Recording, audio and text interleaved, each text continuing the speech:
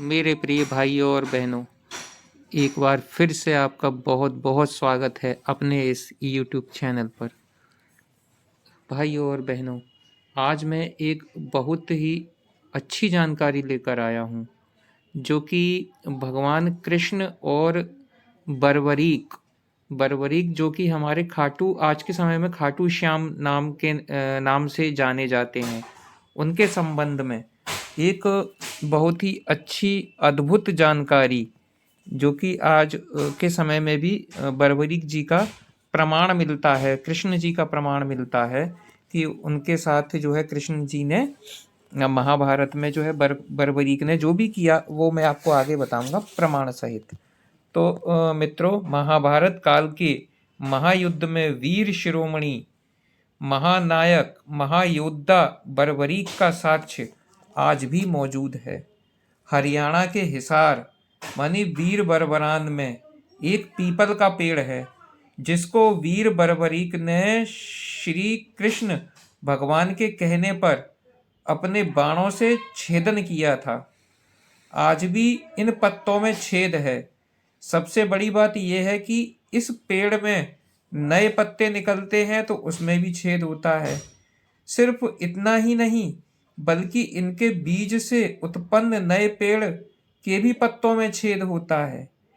यानी कि उस पेड़ के जो बीज है वो कहीं और जाकर गिर जाए और वहां से वो पेड़ उगे, तो उन पत्तों में भी, नए पेड़ के उन पत्तों में भी छेद होता है। यह पीपल का पेड़ महाभारत काल की घटना का प्रत्यक्ष प्रमाण है। और जो लोग रामायण और महाभारत जैसी घटनाओं को काल्पनिक करार देते हैं एवं यह कहते हैं कि इन घटनाओं को मानने वाले लोग काल्पनिक दुनिया में जीते हैं, उन लोगों के लिए यह किसी जोरदार तमाचे से कम नहीं होगा, जो कि एक बातों का ही तमाचा होता है। जिन्होंने थोड़ी भी महाभारत पढ़ी होगी, उन्हें वीर बर्बरीक वाला प्रसंग जरूर याद होगा।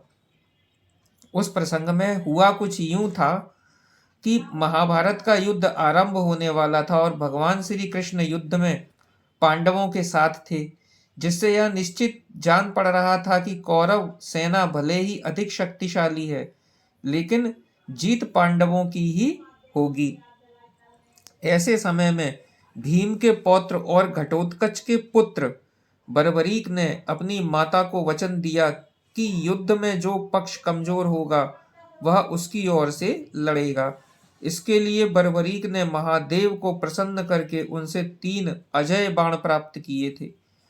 परंतु भगवान श्री कृष्ण जो जब बर्बरीक की योजना का को जब भगवान श्री कृष्ण को जब बर्बरीक की योजना का पता चला, तब वे ब्राह्मण का वेश धारण करके बर्बरीक के मार्ग में आ गए। श्री कृष्ण ने बर्बरीक को उत्तेजित करने हेतु उसका मजाक उड़ाया कि वह 3 बाणों से भला क्या युद्ध लड़ेगा।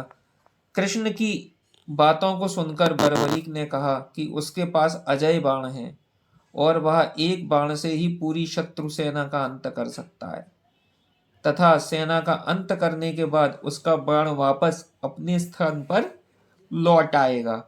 इस पर श्री कृष्ण ने कहा कि हम जिस पीपल के वृक्ष के नीचे खड़े हैं, अगर अपने बाण से उसके सभी पत्तों को छेद कर दो तो मैं मान जाऊंगा कि तुम एक बाण से युद्ध का परिणाम बदल सकते हो। इस पर बर्बरीक ने चुनौती स्वीकार करके भगवान का स्मरण किया और बाण चला दिया, जिससे पेड़ पर लगे पत्तों के अलावा नीचे गिरे पत्तों में भी छेद हो गया। इसके बाद वो दिव्य बाण भगवान श्री कृष्ण के पैरों के चारों ओर घूमने लगा, क्योंकि एक पत्ता भगवान ने अपने पैर के नीचे दबाकर रखा था। भगवान श्री कृष्ण जानते थे कि धर्म रक्षा के लिए इस युद्ध में विजयी पांडवों की होनी चाहिए, और माता को दिए वचन के अनुसार अगर बर्बरीक कौरवों की ओर से लड़ेगा तो अधर्म की जीत हो जाएगी। इसलिए इस अनिष्ट को रोकने के लिए ब्राह्मण वेशधारी श्री कृष्ण ने बर्बरीक से दान की इच्छा प्रकट की। जब बर्बरीक ने दान देने का वचन दिया। तब श्री कृष्ण ने बर्बरीक से उसका सिर मांग लिया। इससे बर्बरीक समझ गया कि ऐसा दान मांगने वाला ब्राह्मण नहीं हो सकता, और बर्बरीक ने ब्राह्मण से वास्तविक परिचय मांगा। तब श्री कृष्ण ने उसे बताया कि वह कृष्ण है। तब जानने के बाद भी बर्बरीक ने यह सब कुछ सच जान लिया, उसके बाद भी बर्बरीक ने सिर देना स्वीकार कर लिया, लेकिन एक शर्त रखी। वह उनके विराट रूप को देखना चाहता है तथा महाभारत युद्ध को शुरू से लेकर अंत तक देखने की इच्छा रखता है। भगवान ने बर्बरीक की इच्छा पूरी करते हुए सुदर्शन चक्र से बर्बरीक का सिर काट कर सिर पर अमृत का छिड़काव कर दिया और एक पहाड़ी के ऊंचे टीले पर रख दिया, जहां से बर्बरीक के सिर ने पूरा युद्ध देखा। ये सारी घटना आधुनिक वीर बरबरान नामक जगह पर हुई थी, जो हरियाणा के हिसार जिले में है। अब ये जाहिर सी बात है कि इस जगह का नाम वीर बरबरान, वीर बर्बरीक के नाम से उन्हीं के नाम पर पड़ा है। तो प्यारे भाइयों और बहनों व मेरे मित्रों, आपको यह जो एक बहुत अद्भुत और सच्ची घटना जो कि महाभारत में हुई थी, इसका प्रमाण आज भी मौजूद है, जो कि हरियाणा के हिसार जिले में है। आज भी वह पेड़ मौजूद है। उस पेड़ से जो अन्य पेड़, उस पेड़ के बीज से जो अन्य पेड़ पैदा होते हैं, उन पेड़ों में भी जो है उनके पत्तों में, उन पीपल के पेड़ के पत्तों में आज भी छेद होता है। तो यह कोई मनगढ़ंत कहानी या मिथ्या भ्रम नहीं, यह सच्चाई है हमारी हिंदुओं की, हमारी सनातन संस्कृति की, हमारे भगवान श्री कृष्ण की, हमारे भगवान बर्बरीक की। तो भाइयों और बहनों, यदि आप मेरे चैनल पर नए हैं तो कृपया मेरे चैनल को सब्सक्राइब करें, और मेरे ये वीडियो आपको अच्छी लगी हो तो कमेंट करें और मेरी वीडियो को शेयर करें, जिससे आपको अब और भी नई से नई वीडियो जल्द से जल्द पहुंच सके। तो मिलते हैं ऐसी ही एक और नई वीडियो के साथ।